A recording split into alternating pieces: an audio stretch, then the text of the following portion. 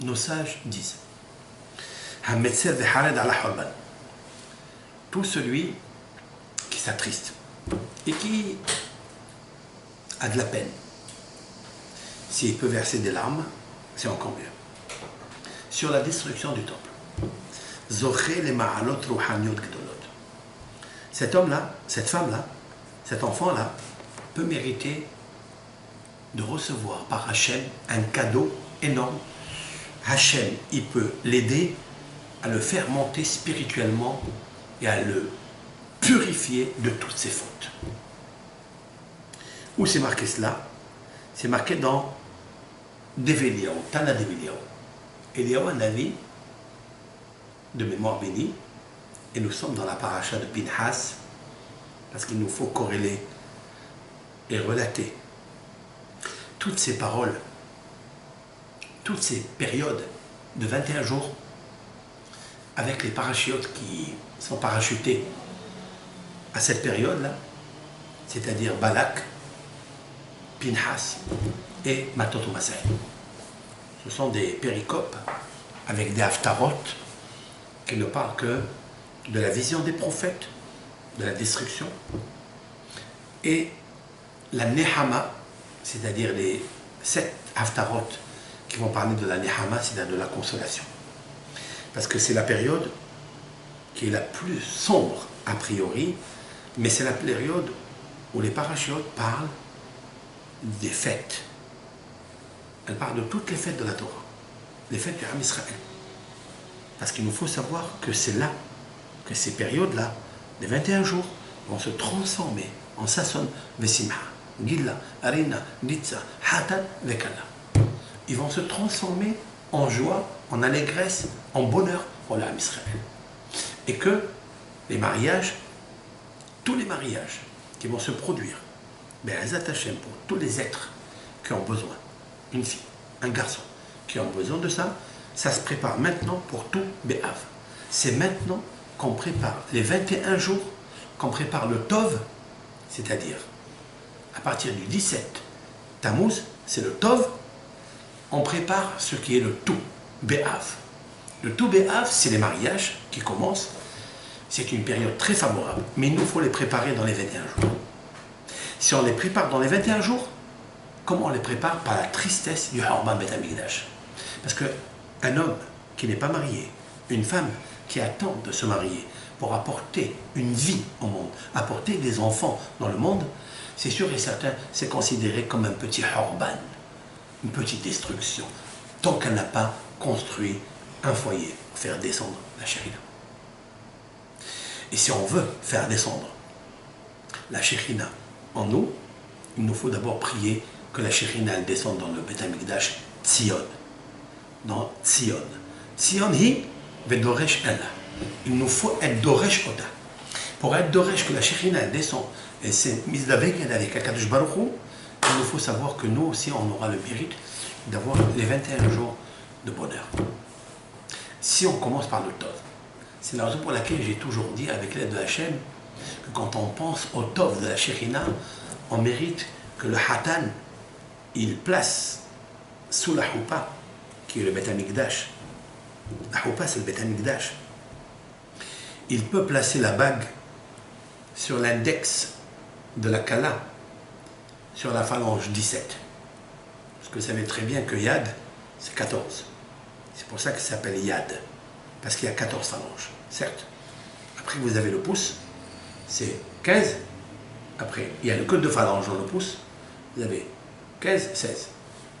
Le Hatan, il devra poser la bague ici, dans la 17e phalange, ici. Tov. Matzah Isha, Matzah Tov.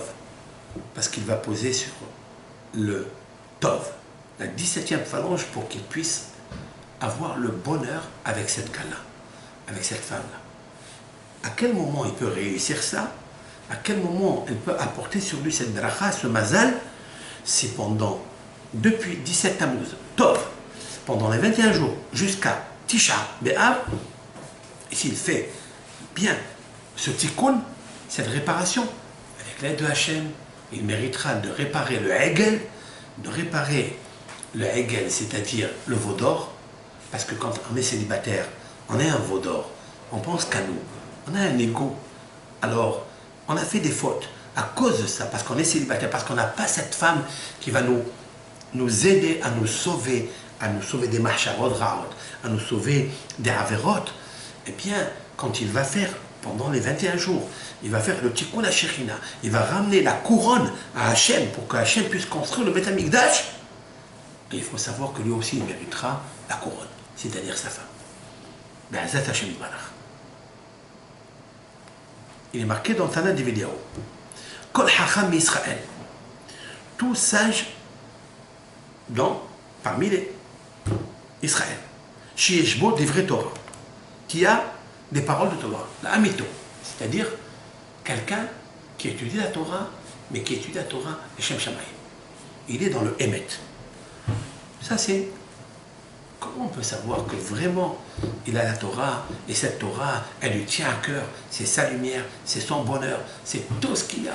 Tout le reste, c'est zéro, c'est rien devant sa Torah. D'où on le sait. Il dit, il y a un Navi. Lorsqu'il soupire pour l'honneur de Hachem, vers Kevodan chez l'Israël, et pour l'honneur d'Israël, Kol Yamav, toute sa vie. Un vrai Ben Torah, la Torah qui est émette, qui est rentrée dans son cœur, dans sa neshama, c'est cet homme-là qui est mit'anneah, dit Eliyahu Navi, c'est celui qui souffre pour le Ham Israël. On a vu des tzadikim qui ont pleuré, pas pour la Shekhinah, qui veulent ramener la Shekhinah à son makom, à sa houpa, c'est-à-dire au Beth Amikdash. Parce qu'ils sont doshim et à Torah, parce qu'ils commentent la Torah, mais ils la commentent tellement vrai qu'il manque cette lumière dans le Ham Israël. Alors, qu'est-ce qu'ils s'imaginent? Ils s'imaginent que le Ham Israël est éparpillé dans le monde, à cause de la semence éparpillée. Alors, il pleure pour eux. Il a une soupape de soupir. Alors, il dit, Kol yama, ou mit'ave, ou metzer, lichbod, Yerushalayim. Mit'ave, ça veut dire, il a un désir, ou metzer, et la paix. Lichvod Yerushalayim, pour le kavod de Jérusalem. Mais lichvod Bet Amikdash, et pour l'honneur du Bet Amikdash. Velishua shetitzmach bekarov, et pour la délivrance be'ezat Hashem, qu'elle pousse prochement. Velikinus galuyot, pour faire rassembler tous les exilés dans le monde. Cet homme-là, s'il le fait bien, zoré de Ruach HaKodesh bidvarav, il méritera de recevoir l'Esprit Saint dans ses paroles. Le mot bidvarav, je n'ai pas compris ce qu'il veut dire, mais nous allons l'expliquer. C'est incroyable. Revenons, ça veut dire que ça peut être tout homme qui étudie un peu la Torah, mais qui étudie la Torah sérieusement, sincèrement, qu'elle le touche dans son cœur, de part en part. Il a un lev tov. Qu'est-ce qu'un lev tov? Un lev tov, c'est pas quelqu'un qui va jouir des plaisirs de ce monde parce qu'il a un lev tov, il est content, il est joyeux. Non. Un lev tov, c'est celui qui est un cœur réceptacle préparé pour recevoir Ruach HaKodesh. Et pour recevoir Ruach HaKodesh, il faille avoir le désir profond de pleurer, de soupirer pour le Ham Israël qui se trouve dans la galoute, dans les tsarot, dans les maladies et autres. Et pour le kavod de la Shekhinah. C'est ça qu'il a dit le verset. Tzion hi. On sait que il existe. Que Hachem, la Shekhinah, elle est encore à Tzion. Mais la Shekhinah n'est pas avec Akadosh Baruch Hu. La Shekhinah, elle est partie avec Ham Israël en galoute. C'est ce que j'expliquais tout à l'heure. Les Vav, Babel. Avant c'était les Vav, avant c'était Hachem Bar. Il avait tout le cœur. Vous vous rappelez? Quand vous faites le mariage, le Hatan, il donne la bague à la Kala et il lui dit la phrase magique.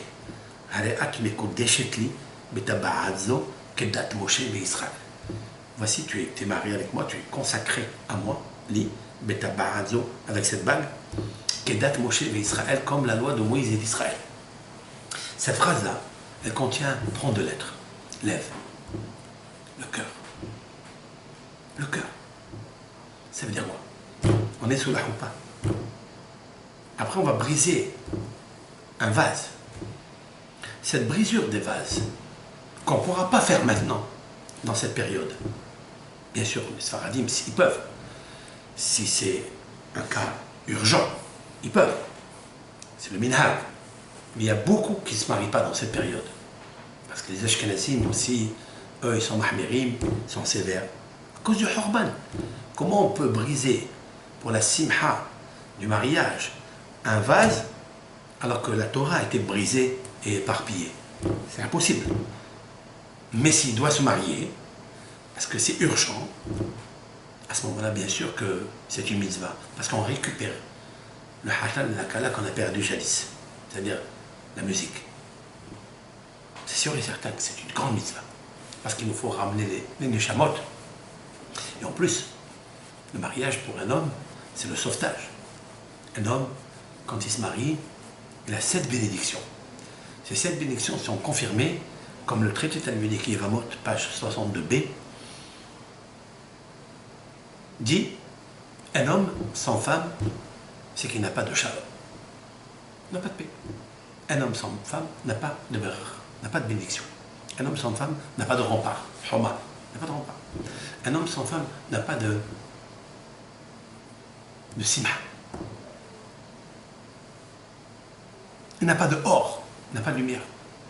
Il n'a pas de Torah, il n'a pas de Tova. Dans l'acrostiche de ces 7 choses-là, j'ai écrit un livre avec l'aide de Hachem qui s'appelle L'éloge de sa femme, qui s'appelle Shevah Ishto, l'éloge de sa femme. De sa femme, pas de la femme, je ne peux pas parler de la femme, de sa femme.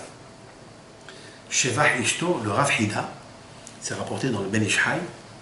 Ben Ishai, dans son livre intitulé Ben Yehoda, il a rapporté le Rav Hida sur le traité, il va voir page 62, B et 3, A, que Shevah Ishto, c'est l'acrostiche Shin, Bet, Het, Vav, Aleph, Shin, Tav, Vav.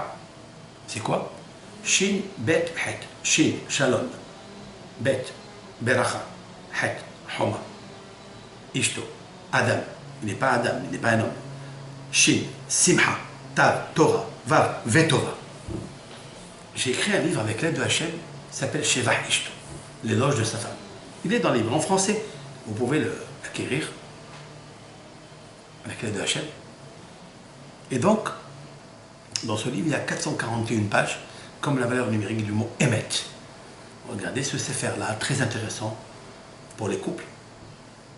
Et ça fait une dizaine d'années que j'ai écrit ce livre, Psiata d'Ishmaïa. Et dans ce livre-là, j'explique la lumière qu'apporte Hachem Yitbarach à un Hatan Mekala. Je cite là-bas une psikta qui dit qu'un homme sans femme, c'est pas un homme. Une femme sans l'homme, elle ne peut rien faire. Et les deux, sans Hachem, ne peuvent rien faire. Donc il faut descendre la Shekhinah. Dans cette période, c'est très difficile. Parce que la Shekhinah, elle est partie en galoute. Mais si on peut la ramener, c'est quelque chose d'extraordinaire. C'est magnifique. C'est quelque chose de sublimissime, à l'effet subliminal. Et c'est quelque chose d'extraordinaire qu'il nous faut faire. Mais nous allons nous concentrer plus sur ce que dit le Tana d'Eveliyahu. Tana d'Eveliyahu dit que si une personne qui étudie un peu de Torah, mais que Torah émet, et soupire,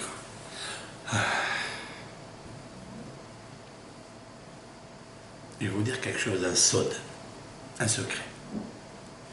La Gemara, dans le traité Berachot, nous dit que quand les Rabbanim, les Moraïm, passaient devant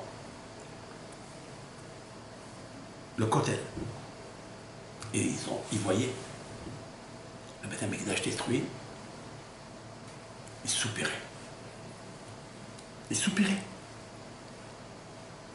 Aujourd'hui, on est habitué à partir au Kotel, comme si on partait en pèlerinage, on partait en visite.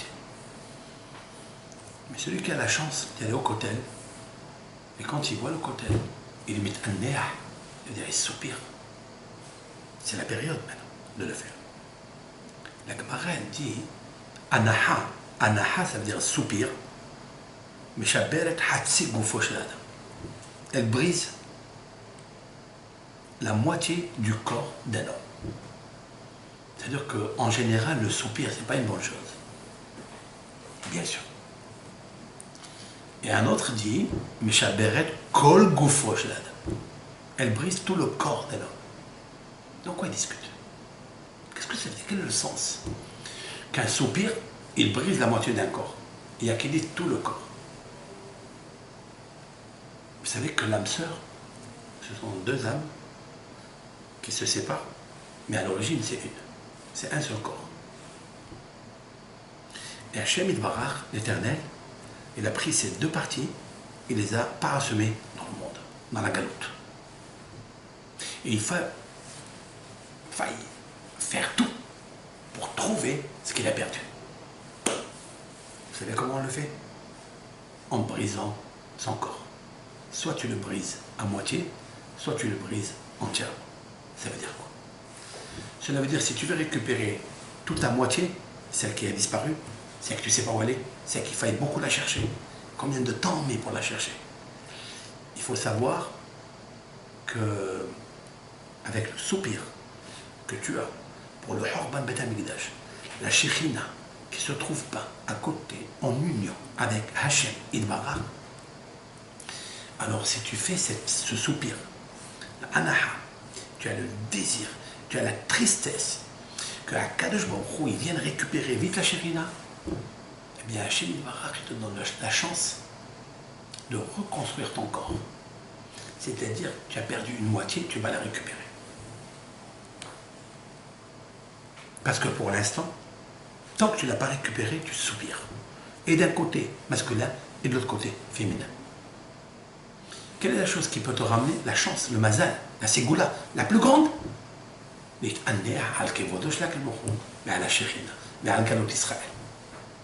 Maintenant, puisqu'on y est, et on pense à Israël, alors que chacun pense à ce que l'autre y retrouve sa moitié. Chacun essaie de soupirer pour que sa sœur, son grand frère, ça qu'il n'a pas encore trouvé, sa voisine, son voisin, on est tous une seule âme, que Hachem Yitbarach il fasse récupérer la Shekhinah et qu'il soupire avec elle. C'est ça le sod de Yerushalayim et Tzion. En fait, Tzion se trouve dans Jérusalem. Tzion, c'est le Bet HaMikdash, c'est le Kodesh HaKodashim. Et Yerushalayim, c'est la ville de Jérusalem. Maintenant, aujourd'hui, ils se sont séparés. Et lorsqu'on fait la Anaha, on peut récupérer les deux corps à moitié en un seul corps. C'est ça, Anaha Meshaberet Hatsi Gufo chez Adam. Chez Adam. Vous savez que c'est Adam? Pas chez Ish, chez Adam. Adam, c'est-à-dire le couple. Le couple, c'est l'union de la Shekhinah avec Akadosh Baruch Hu. Le couple, c'est l'union tout court d'un couple. Même le Shalom Bayit. Parce que c'est 21 jours, il n'y a pas de Shalom Bayit. Le Shalom Bayit, ça veut dire qu'Akadosh Baruch Hu, qui s'appelle Shalom, n'a pas retrouvé son Bayit, n'a pas trouvé sa Shekhinah, n'a pas trouvé sa maison, n'a pas trouvé sa femme, si l'on peut dire ainsi. Comme la Gemara nous dit que Rabbi Yossi Galili appelait sa femme ma maison. Car elle est des béto bété. La femme d'un homme s'appelle sa maison. Il n'y a pas de Shalom Bayit. Le Shalom Bayit se récupère maintenant. Vous savez que la paracha de Pinhas, je profite, Pinhas c'est Eliyahu Hanavi. Après avoir subi la perte de 24 000 hommes à cause du mauvais conseil que Bilham a donné à Balak, sont tombées 24 000 personnes pour deux choses. Pour la prostitution qu'ils ont eue, ils ont abîmé les yeux, ils ont abîmé l'oreille. Pourquoi? Parce qu'ils ont vu avec les yeux les filles de Midian, Miss Midian, et ils ont écouté leur conseil de se prosterner à l'arbre d'Azara. Deux fautes capitales. La première, Arayot, l'adultère, et la deuxième, la Avodah Zarah. On se retrouve à peu près à la même période de Yud Zayin Tammuz, où Moshe Rabbeinu a brisé les tables de la loi. Pour cause, parce qu'il a vu la Avodah Zarah, Halot, la musique. Qu'est-ce que ça va la musique avec la Avodah Zarah? En fait, nos sages disent quelque chose de très intéressant et de surprenant d'ailleurs. Il est marqué dans le texte là-bas, Vayakumu les tzahek. Ils se sont levés de bonne heure, les tzahek, pour s'amuser. Qui dit s'amuser, ça veut dire la musique. Parce que quand on fait Avodah Zarah, on ne s'amuse pas. Avodah Zarah, c'est quelque chose de sérieux. Qu'est-ce que ça a à voir la musique avec l'Avodah Zarah? En fait, nos sages, et Moshe Rabbeinu l'a décodé. Il a décodé que quand il a vu qu'ils étaient en train de s'amuser, ça veut dire qu'ils se sont permis l'adultère, la débauche. Où il est marqué ça? C'est marqué dans la Gemara. Je cite: Lo avdu bnei Israël avodah zara befarasia illa lehatir lahem arayot. J'explique. Le peuple d'Israël de l'époque, la génération de la connaissance, parmi eux le groupe crépuscule, c'est le Erev Rav. Ils n'ont pratiqué, disent nos sages, ils ont fait exprès de pratiquer l'idolâtrie d'une façon notoire, mais pharasia devant tout le monde. Ils ont fait le Hegel, ils ont dit: voici ton Dieu Israël. Vous savez pourquoi ils ont fait ça? Ça n'est pas pour le plaisir d'adorer les idoles. Pas du tout. C'est pour se permettre l'adultère.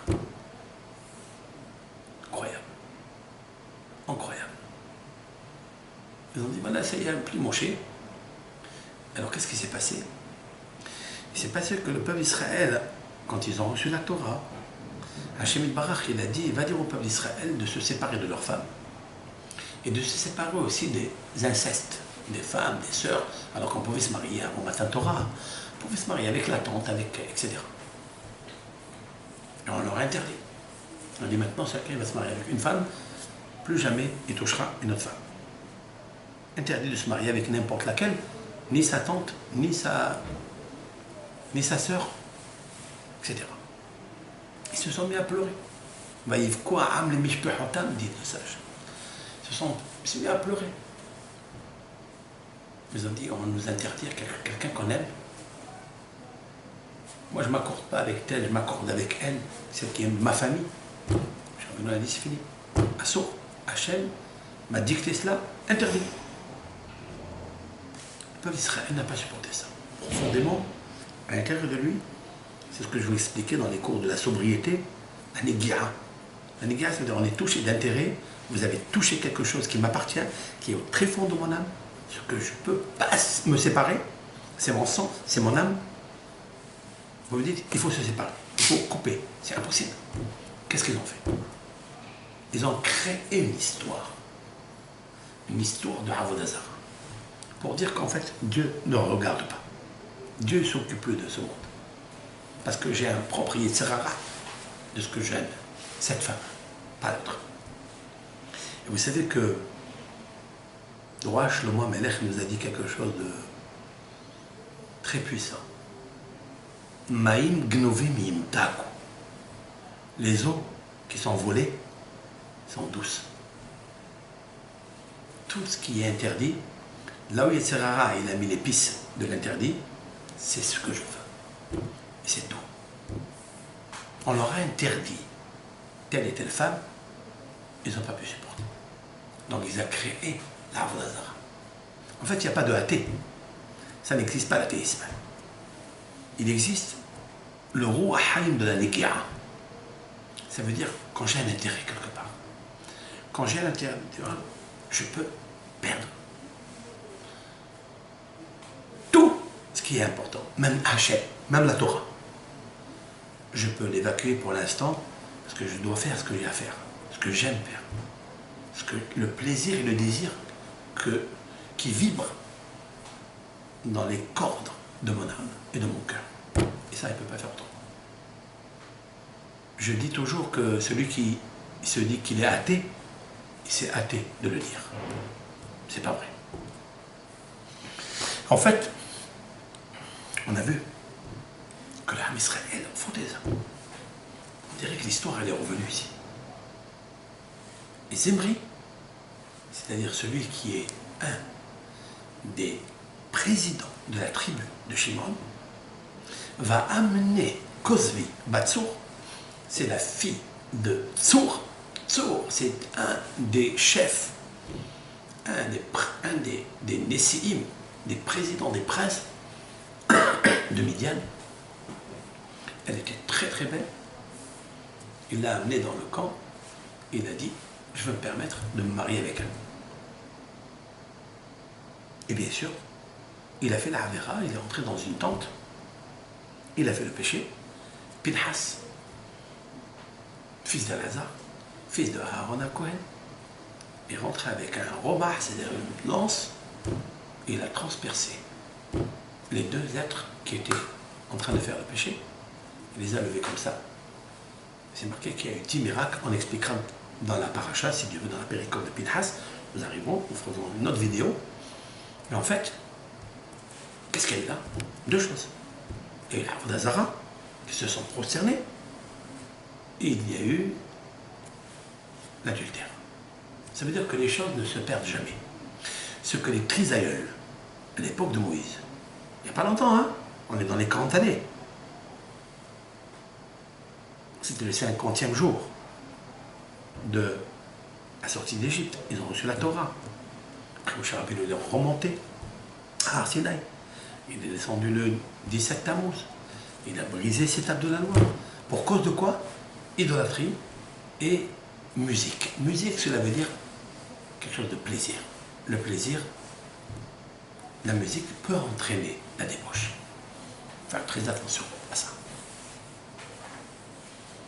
Pinhas a sauvé le peuple d'Israël grâce, parce qu'il a brisé la Avodah-Zara, il a brisé en même temps la jalousie de Hachem, la colère de Hachem, parce qu'ils ont fait l'adultère. Il y a eu quand même 24 000 personnes qui sont mortes. Donc on les relie ensemble. Avec l'aide de Hachem, j'ai pensé quelque chose. Que celui qui soupire dans cette période, il peut monter très très loin à l'origine de tout et corriger tous les avérotes, tous les péchés qu'il a pu faire par inadvertance ou parce que le Yitzhara, il s'est enveloppé en lui. Il l'a poussé à faire ces avérotes-là dans cette période. Dans cette période de 21 jours, il peut rendre le Ketera à 15 jours, la couronne. Comment? En soupirant pour Hachem, pour le caveau de Hachem. Cela montre que tu as fait les choses avec tristesse. Tu ne les as pas fait avec simha. Tu ne les as pas fait avec joie. Tu as fait avec de la peine.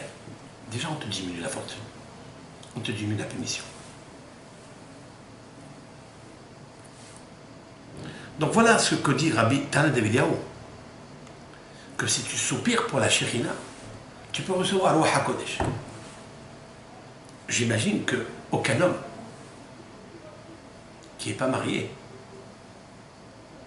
peut recevoir Ruach HaKodesh. Il faut qu'il se marie. Mais pour qu'il se marie, pour qu'Hachem lui envoie son zivouk, et que ce zivouk, il est envoyé de Hachem, comme elle est marquée dans les proverbes du roi Salomon, mais Hachem, Isha et Ish, de Hachem, un homme, une femme pour un homme, c'est-à-dire c'est lui qui lui choisit, c'est pas lui qui l'a choisi, mais Hachem. Mais Hachem, on pourrait expliquer, si tu soupires pour Hachem, Isha et Ish, Hachem envoie ta femme pour l'homme. Parce que c'est lui qui envoie tout. Tous les mazalot dépendent de lui. Surtout le 6 grammes. Hachem, c'est Yud Kevavke. Le Yud Kevavke qui est écrit dans la Ketouba, qui est écrit dans le Ish et Isha, c'est Yud Kevavke. Le nom de Hachem. Mais Hachem, Isha et Ish. Comment on fait ça? Lorsque tu soupires pour Hachem. On continuera avec la de Akadosh Baruch Hu, ce shiur. Et Besrout la Torah. Besrout par le mérite d'être sérieux dans cette période, on trouvera Be'asat Hashem la Nehama. Parce que la Nehama, c'est la consolation. La consolation, il nous faut la trouver des fois dans l'obscurité, dans la période maigre. Cette période maigre qui nous accompagnera jusqu'à Tisha B'Av, jusqu'à tout B'Av, le 15 Av, et bien, Hashem, tu es zoré que le feu qui a détruit, qui a brûlé le Hechal, c'est-à-dire le dénuptial de Hachem, ou pas de Hachem, le Beth Amikdash, eh bien, il résidera en toi, dans le Ish et dans le Isha, le Yud et le Ke. Et tu feras Zivug, Vav, et, c'est-à-dire Hachem et Barach et la Shekhinah, toi et ta femme, ta future femme. Ça, c'est ça la période qu'il faut travailler. Le Ramchal a ajouté dans son livre Mesilat Yesharim, dans son chapitre 19, Ezéou Hassid. Nos sages disent, qu'est-ce qu'un homme pieux? Hamid Hassed Imkono. C'est celui qui fait du Hesed avec son créateur, avec celui qui l'a façonné. Très important ça. On a peut-être oublié que Hachem nous a façonnés. Alors c'est lui qui a le premier qui a créé la marque façonnable. Mais il est à Hassid Azé, il dit le Ramchal, Rabbi Moshe Chaim Lutzato, ce Hassid là, mais le Vada Avoda chez Oved Bemaase Mitzvotav, à la Kavana Azot, mis à part le service qu'il fait, qu'il pratique, les mitzvot, pour faire plaisir à Hachem Yitbarach, pour faire plaisir, Nahat Ruach, les fans d'Avid Barach. C'est-à-dire quand tu soupires pour la Shekhinah, hein, quand tu soupires pour Akadosh Baruch Hu, si l'on peut dire ainsi, bien sûr, tu le fais Nahat Ruach. Nahat, ça veut dire tu lui apportes une satisfaction. Il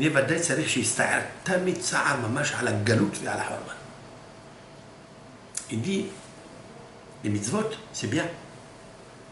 La Torah, c'est bien. La tzedaka, c'est très bien. Mais il faille aussi accompagner cela, il dit le Rav, qui peut comme lui, grand comme lui, il faille qu'il s'attriste, qu'il soupire, toujours. Sa'ar, mamash. Et ajouter un mot qui me plaît. Sa'ar, une vraie souffrance, authentique. Il faut qu'il la sente à l'intérieur de lui. À la galoute, sur l'exil de l'Am Israël. L'Am Israël, il est éparpillé. L'Am Israël, on ne sait pas qu'est-ce que... C'est incroyable. Ce peuple qu'on aime, que nous sommes. Un peuple que Hachem, il aime. Alors, pourquoi? Parce que le fait que la Shekhinah n'est plus dans le Beth Amikdash, ça amenuise, ça minimise le kavod de Akadosh Baruch Hu. Il y a des textes dans les prophètes, beaucoup de textes comme ça, entre guillemets, comment Hachem il pleure. Si l'on peut s'imaginer un peu que Hachem il pleure. Des mistarim tifke nafshi, mi pene geva. Dans les cachettes, pleure mon âme, dit Hachem. C'est incroyable.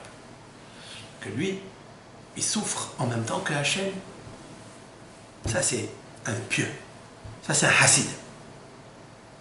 Mitzadze, gorem mi'oud kavichol ekano, mit'avilik oula.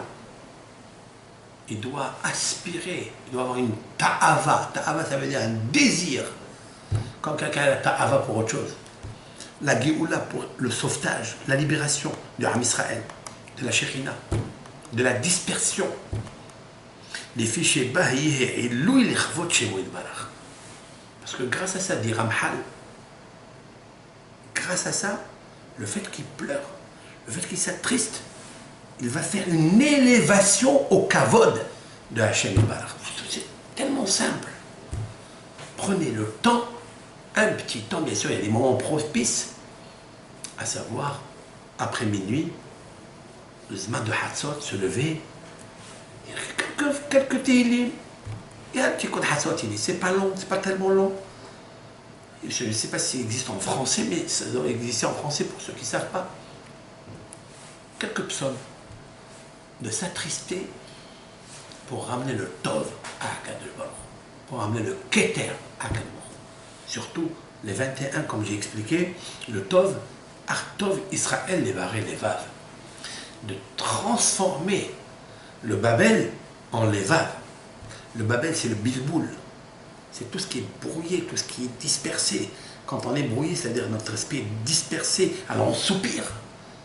Pour ramener l'étape de la loi à leur dimension réelle, authentique, où jaillit la lumière du Mashiach, Melech HaMashiach, par l'étude et la noblesse des lettres de la Torah, il faille se concentrer, ramener le Keter, c'est-à-dire la Marshava, la ramener pour élévation du Kavod à Akadosh Baruch.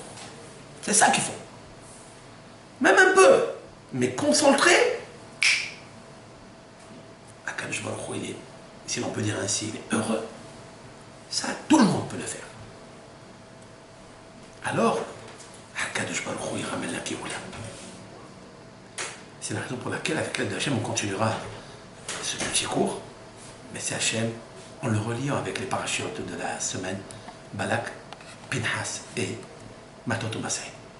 Toda Rabba à tout le monde. Que Hachem Ya'azon Lachem. Que Hachem Yenahem Otchem. Que Hachem vous amène toutes les brachot que vous méritez. Kol